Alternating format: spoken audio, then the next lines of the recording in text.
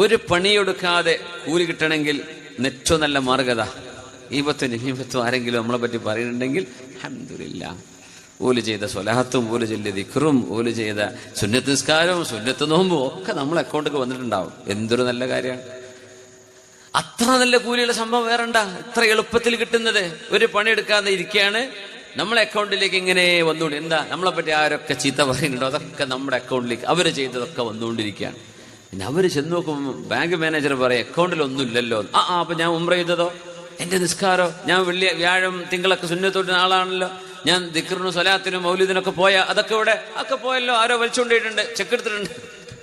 കാണൂല, അക്കൗണ്ടിൽ സാധനം ഉണ്ടാവില്ല പരലോകത്തേക്ക്. അപ്പൊ ഈ പറഞ്ഞ നാവിന്റെ സുഖം ഉണ്ടല്ലോ, അങ്ങനെ ചീത്ത പറയുമ്പോ ഫേസ്ബുക്കിലൊക്കെ എഴുതി വിടുമ്പോ ആ കയ്യിൽ കിട്ടുന്നൊരു സുഖം ഉണ്ടല്ലോ, അങ്ങനെ ചീത്ത പറഞ്ഞ് ആ സുഖം ഉണ്ടാവുള്ളൂ.